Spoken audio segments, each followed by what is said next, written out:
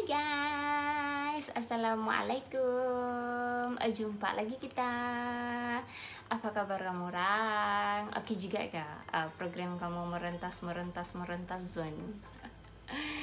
Oke lah kan, sempat juga lah kita rilis tension sedikit. Sempat lagi kita cuci-cuci mata sedikit. Sempat juga lah kita menghabiskan duit. Menghabiskan duit bang. Oke. Untuk kali ini saya, by the way, saya Wilna, this is my YouTube channel Mama Queen Houseplant. So if kamu orang first time tengok saya punya video hari ini, welcome to the community. So please, if you don't mind guys, please consider untuk subscribe saya punya channel untuk lebih lagi sharing planty konten yang kamu boleh tengok selepas ini. So Yap, sharing hari ini berkenaan plant of the day. First plant yang saya pilih is Monstera deliciosa. Monstera deliciosa ataupun lebih dikenali dengan nama dia Swiss cheese plant. Actually ini tanaman dia memang sudah banyak banyak sudah orang ada. Bukan orang sejak dia tanaman ni Monstera deliciosa ni. Oh guys, ada om angkat case. Kamu dengar kah? Sorry lah kalau dia mengganggu voice dalam ni video.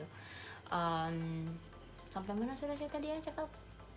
Oh ya, ini Monstera deliciosa ni dia punya penggunaan untuk apa-apa punya decoration di mana-mana tempat memang sudah meluas. Saya pernah nampak ni Monstera deliciosa dekat tu Singapura. First saya jatuh cinta dengan tanaman masa di Singapura. Saya tidak tahu pun nama dia masa tu apa, tapi saya betul-betul cantik. Saya betul-betul tengok dia, punya tinggi tu dia dekat tu apa yang garden tu, saya lupa sudah, Dome Garden dekat Singapura punya. Apakah nama dia tu guys? Yang dekat Singapura punya itu menara tu bah guys, yang banyak bunga-bunga tu. Saya lupa nama dia, astaga. Bila saya pergi tu 2018 kah? Ya, saya pergi 2018 pergi Singapura.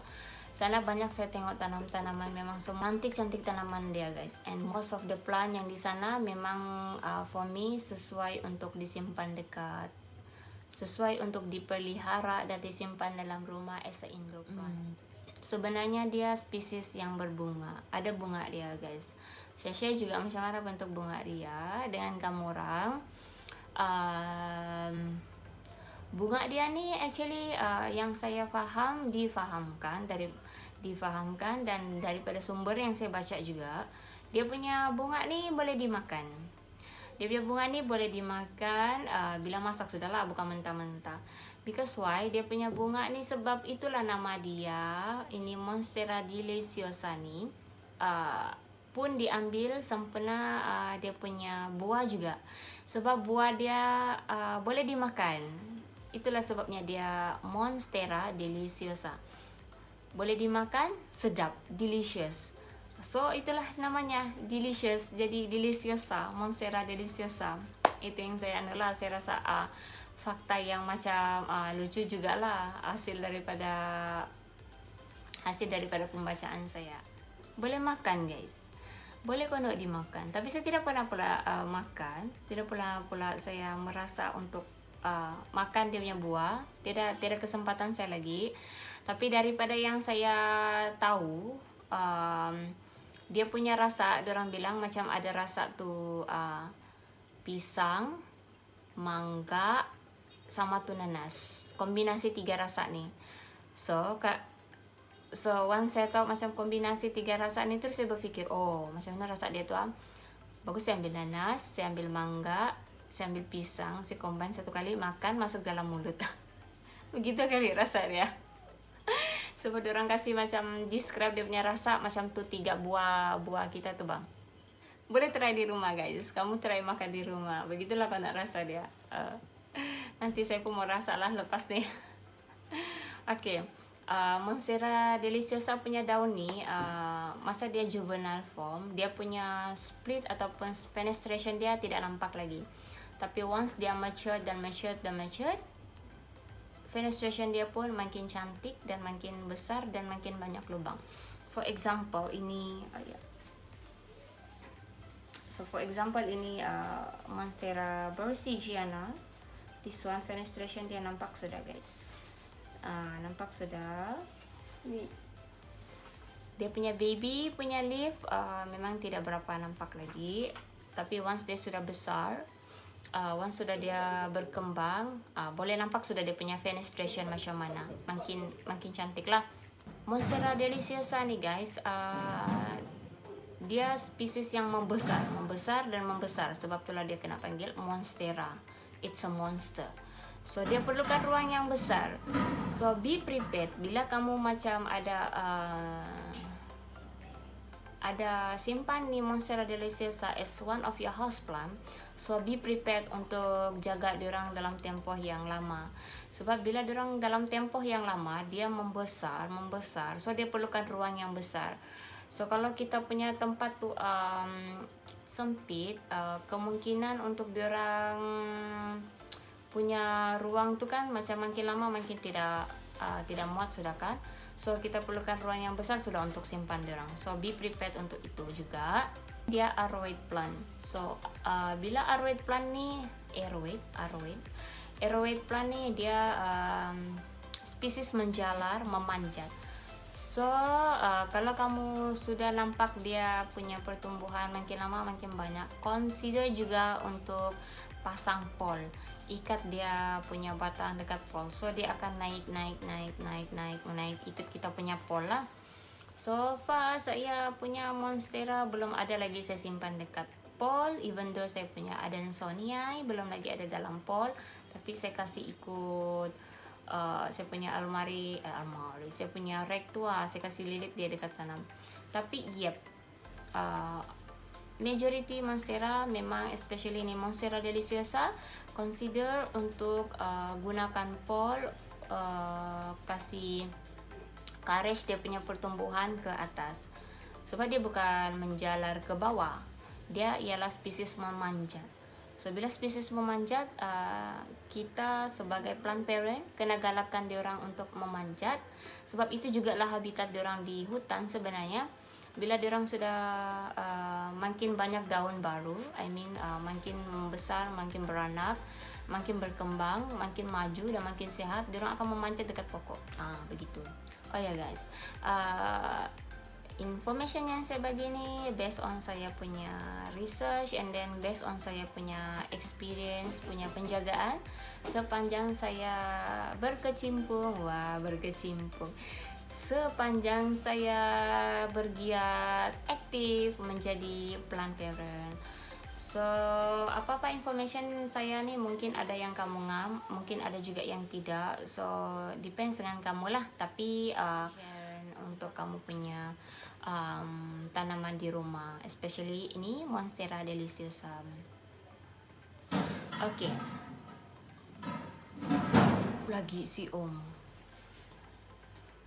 timing kan hantar gas di rumah. Okay, diam sudah dia. Habis 2 kali dia mengangkat. Okay, jalan sudah dia. Okay, so now we go to penjagaan dia. Ini Monstera deliciosa. Actually Monstera deliciosa dia, for me dia salah satu tanaman yang tidak cerewet. Dia boleh survive dan boleh hidup dekat tempat yang as long as ada cahaya. As long as ada cahaya, as long as dia indirect sun.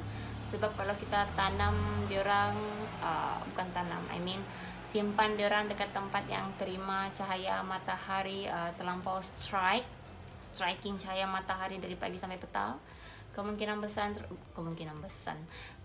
besar untuk dia sunburn tu sangat-sangat tinggi. Betul, sunburn, diorang pandai sunburn. Kala-kala manusia boleh sunburn. Dia boleh kena sunburn. Saya sudah merasa macam mana saya punya pokok sunburn. So saya confirm kalau kamu simpan dia tempat yang direct cahaya matahari dari pagi sampai ke petang guys, memang high chances dia sunburn tu sangat sangat-sangat tinggi, bukan sangat-sangat tinggi lagi lah, memang akan sunburn lah begitu. Saya punya saya punya Monstera Deliciosa saya simpan di orang Aida yang di depan tuh 3 kaki daripada sumber cahaya, lepas tu yang satu lagi 5 kaki, dan yang ini 8 kaki daripada sumber cahaya, which is saya punya tingkap di depan nih 8 kaki ke belakang. So still yang ini punya area still dapat sumber cahaya matahari yang mencukupi dari pagi sampai ke petang. So far diorang punya posisi di sini alhamdulillah. Saya belum ada plan mau kasih pindah lagi. Kemungkinan nanti bila saya buat renovation di bilik, kemungkinan akan saya kasih pindah. Tapi ruang bilik ni sumber cahaya dia sangat-sangat bagus lah. Memang sangat-sangat bagus. So tiada ruang yang tidak kena cahaya matahari. Panduan dia guys, kalau kamu mau tahu kamu punya sumber cahaya matahari itu cukup, di mana-mana sudut kamu duduk, kalau ada kamu boleh baca buku, masih boleh membaca, so that means kamu masih boleh simpan tu tanaman. Begitulah. Untuk teknik penyiraman pula guys, diorang ni masih boleh lagi kau kasih siram diorang kalau tanah dia sudah kering, tapi jangan terlampau lama dia dalam keadaan kering lah. So saya sarankan kamu based on saya punya kebiasaan lah, saya punya Monstera Deliciosa saya rasa dia macam rasa tu tanah. Saya tekan lagi, saya cucuk saya kasih masuk saya punya jari dalam 3 ke 4 inci ke bawah. Biasanya sampai saya kasih masuk jari saya begitu. Kalau saya rasa masih dia moist, saya tidak akan siram. Biasanya saya begitulah. Dan kadang saya angkat topas tu. Kalau saya rasa macam ringan sudah, ringan sikit sudah, saya akan siram sudah. Dan salah satu lagi paling senang dan paling bikin meyakinkan is kamu guna ni moisture meter. Moisture meter ni sangat-sangat membantu untuk plant parent yang baru berjinak dalam houseplant. Because why? Yang ni dia ada dry, dia ada moist, dia ada wet. So basically bila kita cucuk dia pergi dalam tanah, nampak ke guys? Oops, kejap ah.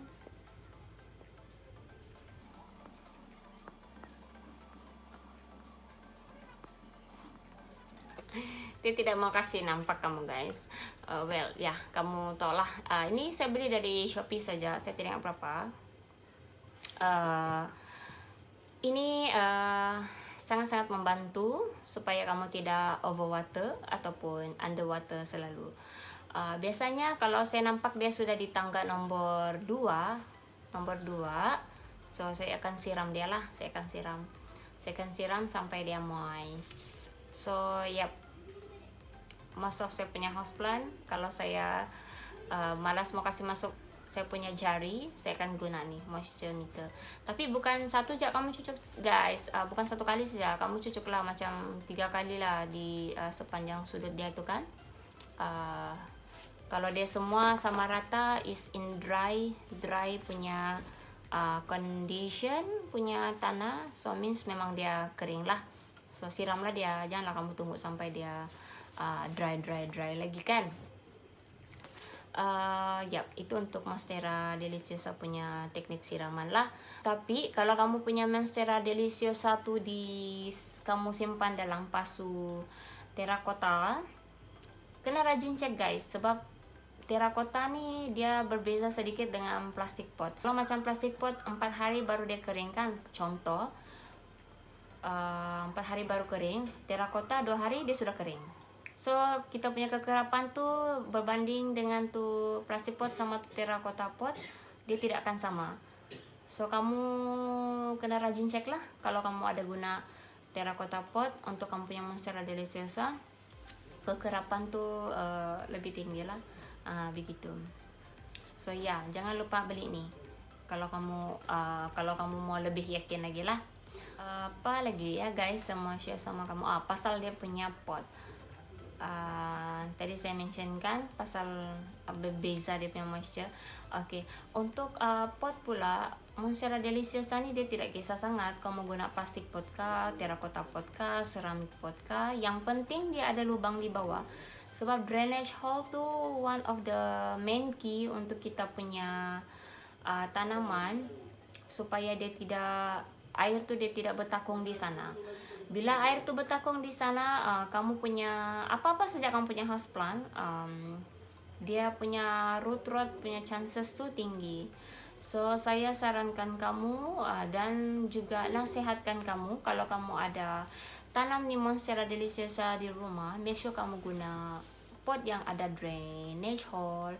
Tidak kisahlah kamu guna plastik pot kah, terakota pot kah, ceramik pot kah, ataupun apa-apa pot yang macam sekarang ni kan banyak sudah yang cantik-cantik. So kita pun mau juga cantik-cantik kita punya pot kan. So depends dengan kamu. Yang penting kamu punya poin utama, cari yang ada lubang di bawah, supaya bila kamu siram tu air dia tidak bertakung di bawah. Dari segi pembajaan pula, Monstera Deliciosa ni at the first time masa saya bawa masuk saya punya Monstera Deliciosa, memang saya tidak ada baja diorang on the first year. Memang saya tidak baja diorang guys, saya tidak baja. Tapi dia punya pertumbuhan tu macam tidak berapa cepat lah. So once saya bawa masuk baja, saya guna tu baja tai ayam, saya beli, saya kasih hancur dulu sikit, then saya simpan air, then saya simpan di atas tu tanah. Baru saya ada nampak progress yang macam laju sikit. So kau tidak baca pun tidak ada masalah. Tapi kalau kau mau kau punya tanaman tu dia thriving, ataupun dia punya proses pertumbuhan tu sehat, cepat, baja tu sangat membantu. Baja tu sangat membantu. Tak kira lah kamu guna baja apa, slow release fertilizer yang juga kena panggil osmocote baja, kamu guna yang baja cecair, baja organik, tidak masalah. Ikut kamu punya suka. Yang penting jangan terlebih baja. Yap. Yang penting jangan terlebih baja. Sebab tu saya sarankan guna, kalau saya sendiri, saya prefer untuk guna baja organik ataupun slow release fertilizer. Sebab slow release fertilizer ni, bila kita sudah campur dekat kita punya mixture, dia boleh tahan sampai 6 bulan ke 7 bulan. So kekerapan, so kita tidak payah risau sudahlah mau kasih baja ke atau tidak. Saya punya ni sudah saya kasih baja ke tidak. Tidak perlu risau sudahlah. Apa lagi guys? Saya rasa saya mau sharing itu sajalah. So kalau kamu ada pertanyaan guys pasal ni Monstera Deliciosa, feel free untuk komen di bawah. Tanya saja apa-apa yang kamu mau tanya. So saya akan, insyaallah saya akan reply satu-satu based on saya punya experience, punya pengetahuan. So ya, sampai di sini sahajalah perkongsian sharing saya hari ini untuk kamu orang guys berkenaan plant of the day, which is Monstera Deliciosa. So saya harap kamu dapat sedikit manfaat daripada saya punya sharing hari ini. So kalau kamu orang suka saya punya konten hari ini, jangan lupa tekan butang like di bawah. And kalau kamu belum subscribe saya punya YouTube channel, consider untuk tekan butang subscribe untuk lebih lagi planting konten sharing selepas ini. Which is ya, memang saya akan buat sharing pasal planting konten, pasal nature, don't worry. Yep, that's all. Tidak sudah. Lagi kita di video yang akan datang. Thank you so much kamu punya support. So yeah, see you in the next video. Jumpa lagi kita di video yang akan datang. Bye. Assalamualaikum. Ciao.